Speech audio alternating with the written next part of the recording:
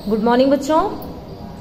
आज हम class 9th का हिंदी पढ़ने जा रहे हैं। Lesson number 2 Rahul Sankrityayan. जो इस सेकंड लेसन के जो लेखक हैं वो है राहुल सांकृत्यायन। राहुल सांकृत्यायन जी का जन्म जो है वो 1893 ईस्वी में हुआ था। कब हुआ था? 1893 ईस्वी में। उनके ननिहाल गांव पंदहा, जिला आजमगढ़। कहाँ पे है ये ननिहाल? तो ननिहाल जो है वो गांव पंदहा, जिला आजमगढ़। ये कहाँ पड़ता है? उत्तर प्रदेश में है। ये उत्तर प्रदेश में हुआ है। उनका पैतृक गांव कनैला था। जो उनके पिता का घर था वो कनैला था। उनका मूल नाम क्या था? केदार पांडे। किसका? राहुल सांकृत्यायन जी का। तो राहुल सांकृत्यायन जी का जो मूल नाम था क्या था? वो केदार पांडे।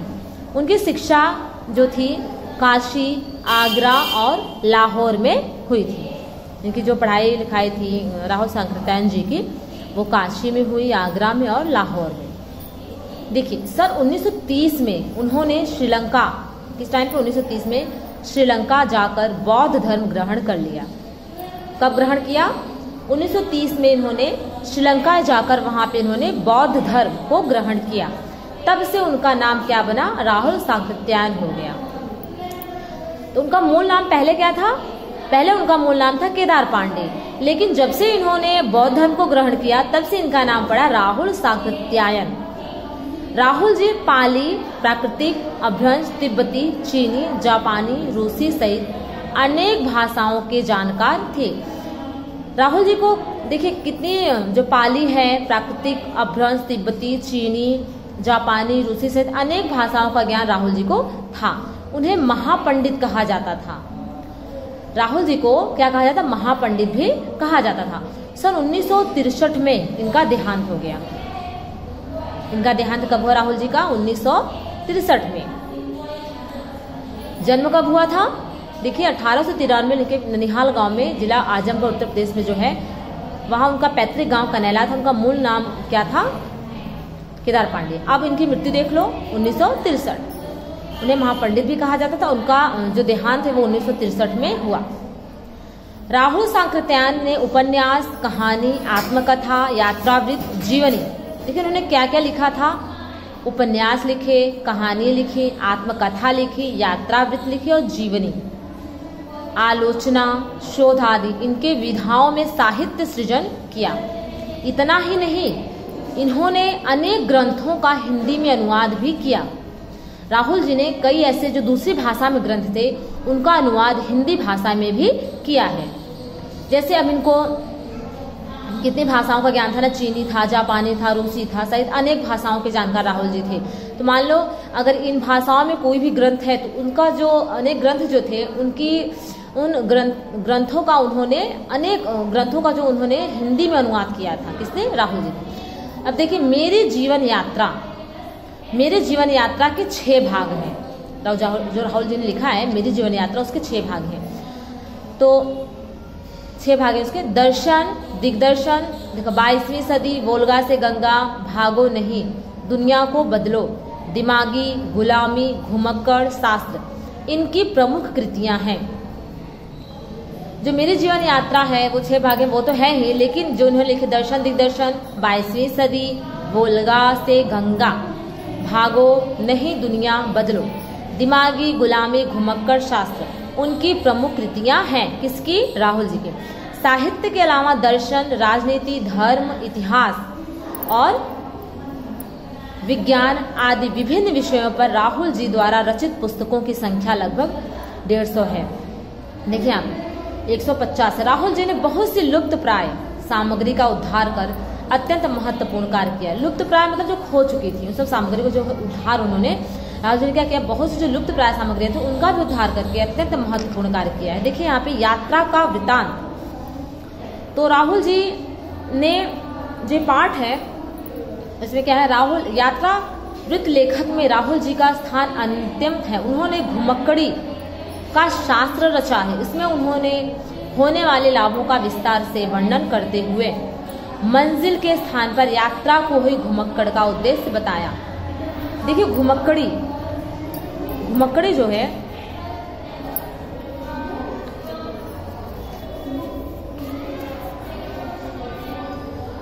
घुमक्कड़ी से मनोरंजन, ज्ञानवर्धन एवं अज्ञात स्थलों की जानकारी के साथ साथ उन्हें जब घूमेंगे तो ज्ञान भी अर्जित करेंगे। अज्ञात जो स्थल नहीं है वहाँ के स्थलों के, वहाँ जगहों के बारे में भी जानेंगे, और जानकारी के साथ भाषा संस्कृत का भी आदान प्रदान होता है। जो वहाँ अगर आप कहीं गए हो घूमने के लिए, ठीक, वहाँ की भाषा दूसरी है, वहाँ की संस्कृति भी दूसरी है, तो क्या होता है कि मनोरंजन भी होता है, ज्ञानवर्धन, आपका ज्ञान भी बढ़ता है, अज्ञात स्थलों की जानकारी भी आपको मिलती है, और साथ ही साथ आपको कई भाषाओं का ज्ञान भी होता है, और वहाँ की संस्कृति के बारे में भी आपको जानकारी मिलती है, और संस्कृत का भी आदान प्रदान होता है, जानकारी मिलती है। राहुल जी ने विभिन्न स्थानों के भौगोलिक वर्णन के अतिरिक्त वहाँ के जनजीवन की सुंदर झांकी भी प्रस्तुत की है। राहुल जी ने विभिन्न स्थानों के भौगोलिक वर्णन का तो वर्णन किया ही है, लेकिन वहाँ का जो जनजीवन है, जो लोगों का जीवन है, वहाँ के जो रहने वाले लोग, उनका जो जनजीवन है, उसकी सुंदर झांकी भी प्रस्तुत की, उसके बारे में भी उन्होंने बताया है। तो देखिए अब यहाँ पे राहुल जी क्या कह रहे हैं। यहाँ राहुल जी के बारे में बताते हैं कि उन्होंने जो पाठ लिखा है लासा की ओर, उसके बारे में अभी हम पढ़ेंगे। संकलित, देखिए यहाँ पे संकलित अंश जो है राहुल जी की प्रथम तिब्बत यात्रा से लिया गया है। जो लासा की ओर हम पढ़ेंगे अभी ये लेसन, तो ये कहाँ किससे लिया गया है? ये राहुल जी की प्रथम तिब्बत यात्रा जो है, राहुल जी ने जो तिब्बत यात्रा की थी, जो उनकी प्रथम तिब्बत यात्रा थी, उससे लिया गया है, जो उन्होंने सन 1929 से 30 में नेपाल के रास्ते की थी। जब वो गए थे तिब्बत, किस रास्ते से गए? नेपाल के रास्ते से वो गए थे। उस समय भारतीयों को तिब्बत यात्रा की अनुमति नहीं थी। 1929 और 30 में लगभग जो भारतीय लोग रहते थे, उनको क्या था कि उस टाइम वो तिब्बत यात्रा की अनुमति उनको नहीं दी गई थी, इसलिए उन्होंने यात्रा भिखमंगे के छद्म वेश में की थी। तो राहुल जी ने जो तिब्बत की यात्रा की थी, तो उन्होंने एक भिखमंगा, जो भिखमंगे होते हैं ना, भीख मांगने वाले होते हैं, उस वेश को धारण करके उन्होंने वहां की यात्रा की थी। उसमें तिब्बत की राजधानी जो है लासा की ओर जाने वाले दुर्गम रास्तों का वर्णन भी किया गया है। तो जो लासा को हम पढ़ेंगे लेसन, तो इसमें क्या है, जब इसमें तिब्बत की राजधानी क्या है? लासा। तिब्बत की राजधानी लासा की ओर जाने वाले दुर्गम रास्तों, जो वहाँ के रास्ते हैं बहुत अच्छे नहीं है, दुर्गम रास्ते हैं, उबड़ खाबड़ जो भी रास्ते हैं, तो उन रास्तों का वर्णन भी बहुत ही रोचक तरीके से किया गया है। और इस यात्रा के वृत्तांत से हम उस समय के तिब्बती समाज के बारे में भी जानकारी हमें मिलेगी, हम जानकारी प्राप्त करेंगे। तो जो इस यात्रा को हम पढ़ेंगे अभी लासा की ओर, तो इसमें हमें क्या जानकारी मिलेगी? उस समय के जो तिब्बत समाज, तिब्बती लोग थे, उनके समाज के बारे में हमें बहुत सी जानकारी इस पाठ में पढ़ने के बाद मिलेगी। तो चलिए अब हम शुरू करते हैं लासा की ओर। देखिए बच्चों, राहुल जी का जीवन परिचय भी मैंने दिया कि उन्होंने तिब्बत यात्रा कैसे की, किस वेश में की, और जो टॉपिक है लासा की ओर जो उन्होंने लिखा है, तो हम अब हम जानकारी प्राप्त करते हैं लासा की ओर पढ़े। इस लेसन को हम पढ़ेंगे। देखिए, वह नेपाल से तिब्बत जाने का मुख्य रास्ता है। कौन सा? लासा जो है वह नेपाल से तिब्बत जाने का मुख्य रास्ता है। फरी कलिम्पोंग का रास्ता जब नहीं खुला था, तो नेपाल ही नहीं, हिंदुस्तान की भी चीजें जो थी इसी रास्ते तिब्बत जाया करती थी।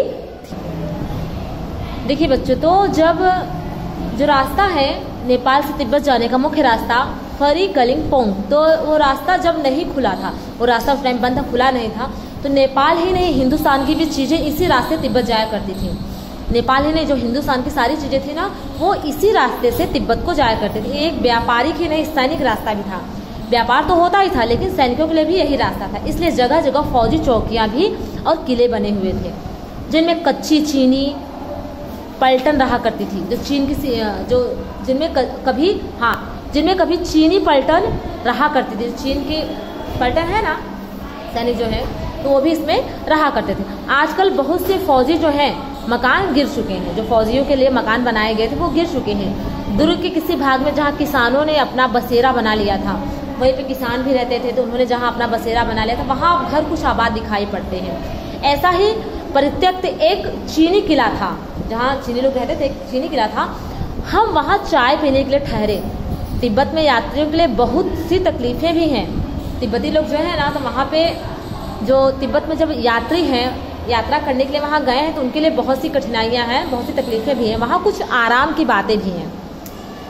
तब हम उन्हीं आराम की बातें या तकलीफों को जो है हम इस लेसन में पढ़ेंगे, बताएंगे, आपको जानकारी मिलेगी इस चीज़ की। वहाँ जाति पाति छुआछूत का सवाल ही नहीं है। देखिए, ये चीज़ बढ़िया है कि वहाँ पे जाति पाति और छुआछूत का कोई सवाल ही नहीं है, और ना औरतें पर्दा करती हैं। देखिए तिब्बत में क्या है, ना जाति पाति का भेदभाव है और ना वहाँ की औरतें जो हैं वो पर्दा करती हैं। बहुत निम्न श्रेणी के भिखमंगों को लोग चोरी के डर से घर के भीतर नहीं आने देते।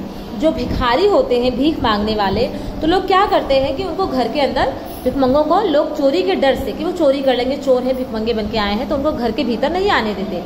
नहीं तो आप बिल्कुल घर के भीतर चले जा सकते हैं, चाहे आप बिल्कुल अपरिचित हों, तब पर भी घर की बहू या सास को अपनी झोली में से चाय दे सकते हैं। वह आपके लिए उसे पका देगी। चाय अगर बनाने के लिए आपको देना तो आप दे सकते हैं, वो चाय आपके लिए बना देगी। मक्खन और सोडा नमक दे दीजिए। वह चाय जो है चोंगी में कूट कर उससे दूध वाली चाय के रंग की बना के मिट्टी के टोटीदार बर्तन, मतलब खोटी जो होती है, उसमें रख देगी, आपको दे देगी, उसमें रख के आपको देती है। यदि बैठक की जगह चूल्हे से दूर है और आपको डर है कि सारा मक्खन आपकी चाय में, अगर बैठे कहीं, जैसे आप बैठे हैं और चाय बनाने के लिए वो दूसरी जगह गई है और आपको डर लग रहा है कि आपका सारा मक्खन आपकी चाय में नहीं पड़ेगा, तो आप खुद जाकर चौंगी में चाय मथ कर ला सकते हैं। चाय का रंग भी तैयार हो जाए और जाने पर फिर नमक मक्खन डालने की ज़रूरत नहीं होती उसमें। देखिए यहाँ पे मिला जुला के ये है कि वहाँ पे सब बहुत ओपन माइंड के हैं। अगर आप अपरिचित हैं, सिर्फ भिखमंगों को ही डर है, तो आपको वहाँ पे अगर कोई सामान ले जाके आप गए हैं, सामान देंगे तो आपके लिए चाय बना देगी, आपको चाय दे देंगे वो लोग। तो बैठक की जगह देखिए यहाँ पे क्या है, यदि बैठक की जगह चूल्हे से दूर है, आपको चाय बनवानी है और आप जहाँ बैठे हैं वो चूल्हा जहाँ पे आपको चाय बनवानी है वो दूर है, तो आप क्या कर सकते हैं, सारा मक्खन आपकी चाय से नहीं पड़ेगा, आपको डर लग रहा है, तो आप खुद जाकर चोंगी में चाय मथ कर ला सकते हैं और चाय का रंग तैयार हो जाएगा। हो जाने पर फिर नमक मक्खन डालने की ज़रूरत नहीं। देखिए बच्चों, फिर क्या होता कि परित्यक्त चीनी किले से जब हम चलने लगे तो एक आदमी राहदारी मांगने आया। हमने वो दोनों चीटें उसे दे दी। शायद उसी दिन हम थोंडला के पहले के आखिरी गांव में पहुंच गए थे। देखिए बच्चों, थोंडला क्या है, थोंडला तिब्बती सीमा का एक स्थान है, उसके पहले के आखिरी गांव। देखिए चीटें उसे दे दी, शायद उसी तरह हम थोंडला के पहले के आखिरी गांव में पहुंच गए। यहाँ भी सुमत के जान पहचान के आदमी थे। सुमत मतलब जिनका मित्र था, उसकी जान पहचान के आदमी थे। भिखमंगे रहते थे, जो भिखमंगे बन के वहाँ पे जो रहते थे, ठहरने के लिए अच्छी जगह मिली। 5 साल के बाद हम इसी रास्ते लौटे और भिखमंगे नहीं, एक भद्र यात्री के वेश में घोड़ों पर सवार होकर आए थे, किंतु उस वक्त किसी ने हमें रहने के लिए जगह नहीं दी थी। ये 5 साल पहले की बात बताया कि हम लोग 5 साल पहले भी आए थे, लेकिन उस टाइम पे हमें किसी ने यहाँ पे रहने के लिए जगह नहीं दी थी और हम गांव के एक सबसे गरीब झोपड़े में ठहरे थे। उस गांव का एक सबसे गरीब झोपड़ा था, वहाँ पे लोग वहाँ पे ठहरे थे। बहुत कुछ लोगों की इस वक्त की मनोवृत्ति पर ही निर्भर है, खासकर शाम के वक्त संग पीकर हम बहुत कम होश हवास को दुरुस्त रखते हैं। देखिए बच्चों, मैंने जैसे बताया कि अब हमें सबसे विकट रास्ता जो है डांडा थोड़ला क्या है, एक तिब्बती सीमा का एक रास्ता है जो उन्हें बहुत ही कठिन रास्ता जो उन्हें पार करना था। डांडे तिब्बत में सबसे खतरे की जगह हैं। जो डांडे तिब्बत है, तिब्बत में सबसे खतरे की जगह मानी जाती है। 16-17 हजार फीट की ऊंचाई होने के कारण उनके दोनों तरफ मीलों तक कोई गांव गिराव नहीं है। दोनों साइड कई मीलों तक कोई भी गांव नहीं है। वहाँ पे नदियों के मोड़, पहाड़ों के कोनों के कारण बहुत दूर तक आदमी को देखा नहीं जा सकता है। डाकुओं के लिए यही सबसे अच्छी जगह होती है जहाँ पे वो छिपे रहते हैं। तिब्बत में गांव में आकर खून हो जाए तब तो खूनी को सजा भी मिल सकती है, लेकिन इन निर्जल स्थानों में मरे हुए आदमियों के लिए कोई परवाह नहीं करता। ऐसी ऐसी जगह है तो लोग वहाँ कैसे पहुँच पाएंगे? अगर ऐसी जगह कोई निर्जल स्थान में कोई व्यक्ति अगर मर भी जाता है तो कोई उसको खोज ही नहीं पाएगा। ऐसी ऐसी जगह वहाँ पे सरकार, खुफिया विभाग और पुलिस तो इतना खर्च नहीं करती और वहाँ गवाह भी तो कोई नहीं है मिल सकता। डकैत पहले आदमी को मार डालते हैं और उसके बाद देखते हैं कि कुछ पैसा है कि नहीं। पहले वो क्या करते हैं, पहले आदमी को मार डालेंगे, मारने के बाद ही वो देखते हैं कि उनके पास पैसा है कि नहीं। ऐसा नहीं करते कि पहले पैसे है कि नहीं, पैसा ले ले हम उसको छोड़ दें, ऐसा नहीं करते। और कौन वहाँ पे देखने जा रहे हैं ऐसे निर्जन स्थानों पे कि कौन मरा हुआ वहाँ पे पड़ा है। हथियार का कानून न रहने के कारण यहाँ लाठी की तरह लोग पिस्तौल बंदूक लिए फिरते हैं। यहाँ पे कोई हथियारी कानून नहीं है कि हथियार अगर आपके पास है आप चलाते हैं तो कोई कानून बना हो। तो इसलिए क्या करते हैं यहाँ के लोग, लाठी की तरफ लोग पिस्तौल, जैसे हम लोग लाठी या डंडा रखते हैं, तो वैसे लोग क्या करते हैं ना, यहाँ पिस्तौल लेके घूमते हैं, बंदूक लिए फिरते हैं। डाकू यदि जान से न मारे तो खुद उसके प्राण का खतरा रहता है। अब डाकू क्या करे, अगर वो तुम्हें जान से नहीं मारेगा तो खुद उसके प्राण को खतरा रहेगा, इसलिए डायरेक्ट तुम्हें मार ही डालता है। फिर चेक करता है कि तुम्हारे पास कुछ है कि नहीं है। देखिए गांव में हम मालूम हुआ, गांव में हमें क्या मालूम हुआ कि पिछले ही साल थोड़ला के पास खून हो गया था। अब जैसे हम लोग गांव पहुंचे राहुल जी, तो उनके जो मित्र थे, तो जैसे पहुंचे तो उनको मालूम हुआ कि यहाँ पे पिछले साल जो था वहाँ पे खून हो गया। शायद खून की हम उतनी परवाह नहीं करते क्योंकि हम भिखमंगे थे, क्योंकि ये तो भिखमंगे बन के गए थे, तो इनके पास तो कुछ था ही नहीं, तो इनको मारता कौन, कोई मारता ही नहीं, तो इनको जो था वो कोई ज़्यादा परवाह नहीं हुई, खून होगा इन लोगों का। तो जहाँ कहीं वैसी सूरत देखते, टोपी उतार, जीभ निकाल, कुची कुची मतलब दया करो, एक पैसा कहते भीख मांगने लगते। देखते कि जहाँ ढंग के लोग हैं यहाँ पे, तो वहाँ पे क्या करते, कुची कुची मतलब होता है दया करो, कुछ पैसे होते थे तो भीख मांगने लगते। लेकिन पहाड़ की ऊंची चढ़ाई थी, पीठ पर सामान लाद कर कैसे चलते, और अगला पड़ाव 16-17 मील से कम नहीं था। मैंने सुमति से कहा कि यहाँ के लंकोर तक के लिए 2 घोड़े कर लो, सामान भी रख लेंगे और हम चढ़े भी चलेंगे। फिर क्या था, दूसरे दिन हम घोड़ों पर सवार होके ऊपरी जमीन पर ऊपर की ओर चले। डांडे से पहले एक जगह चाय पी, एक जगह उतरे और लोग फिर चाय पिए। दोपहर के वक्त डांडे के ऊपर जा पहुंचे। हम समुद्र तल से लगभग 17-18 हजार फीट के ऊंचे खड़े थे। जो समुद्र तल है उसके इतने ऊंचे लोग थे, इतने ऊंचे पे लोग खड़े थे। हमारे दक्षिण तरफ पूरब से पश्चिम की ओर हिमालय के हजारों श्वेत शिखर चले गए थे। भीटे की ओर दिखने वाले पहाड़ बिल्कुल नंगे थे, न वहाँ बर्फ थी और न ही कोई सफेदी थी, न किसी तरह की हरियाली। उत्तर की तरफ बहुत कम बर्फ वाली चोटियां हमने देखी, हमें दिखाई पड़ी। सर्वोच्च स्थान पे डांडे के देवता का स्थान था, जो पत्थरों के ढेर, जानवरों के सींगों और रंग बिरंगे कपड़ों की झंडियों से सजाया गया था। देखिए बच्चों, डांडा क्या है, एक ऊंची जमीन होती है, तो वहां पे क्या था, देवता का स्थान जो पत्थरों के ढेर, जानवरों के सींगों और रंग बिरंगी कपड़ों की झंडियों से सजाया गया था। अब हमें बराबर उतराई पर चलना था। चढ़ाई तो कुछ दूर थोड़ी मुश्किल थी, लेकिन उतराई बिल्कुल नहीं। शायद 2-1 और सवारी साथी हमारे साथ चल रहे थे। मेरा घोड़ा कुछ धीमे चलने लगा। मैंने समझा कि चढ़ाई की थकावट के कारण ऐसा कर रहा। अब क्या था, जो घोड़े पे बैठे थे तो घोड़ा क्या था, थोड़ा स्लो हो गया, धीरे चलने लगा और उसे मारना नहीं चाहता था। धीरे धीरे वह बहुत पिछड़ गया। मैं दौन के वक्तों की तरफ अपने घोड़े पर झूमता हुआ चला जा रहा था। जान नहीं पड़ता था कि घोड़ा आगे जा रहा है और पीछे, पता ही नहीं चल रहा था घोड़ा आगे जा रहा है पीछे जा रहा है। जब मैं जोर देने लगता तो वह और सुस्त पड़ जाता। एक जगह 2 रास्ते फूट रहे थे। एक जगह क्या था, जब ये लोग पहुंचे ना तो वहां पे 2 रास्ते, एक इधर जाने के लिए, एक दूसरे तरफ जाने के लिए था। और मैं बाएं का रास्ता ले मील 1.5 मील चला गया। आगे एक घर से पूछने से पता चला कि लंकोर का रास्ता दाहिने वाला था। फिर लौटकर उसी रास्ते को पकड़ा और 4-5 बजे के करीब में गांव से मील भर था। तो सुमित इंतजार करते हुए, मीलों मंगोलों का मुंह वैसे ही लाल होता है, और अब तो वह पूरे गुस्से में था। जो दोस्त था इनका वो बहुत गुस्से में था। उन्होंने कहा, मैंने 2 टोकरी कंडे फूंक डाले हैं, 3-3 बार चाय को गर्म किया। मैंने बहुत नरमी से जवाब दिया, लेकिन मेरा क्या कसूर, मेरा क्या कसूर नहीं है। मित्र, देख नहीं रहे हो कैसा घोड़ा मुझे मिला है। उसने कहा कि देख रहे हो दोस्त, घोड़ा कैसा है, मैं कैसे आता, मैं तो रात तक पहुंचने की उम्मीद रखता था। खैर, सुमित को जितनी जल्दी गुस्सा आता था उतनी जल्दी वो ठंडा भी हो जाता था। जिनका मित्र था सुमित, बहुत जल्दी गुस्सा करता था, लेकिन वो फिर गुस्से को उसका जल्दी गुस्सा दूर भी हो जाता था। मैं तो राहुल जी बोल रहे हैं, मैं तो सोचा कि मैं तो रात तक पहुंचूंगा, लेकिन ठीक है, सही टाइम पहुंचा दिया इसने। लंकोर में वह एक अच्छी जगह पर ठहरे थे। यहाँ भी उनके अच्छे यजमान थे। पहले सत्तू पहले चाय पी, फिर उन्होंने सत्तू खाया और रात को गर्मा गर्म थुप्पा भी मिला।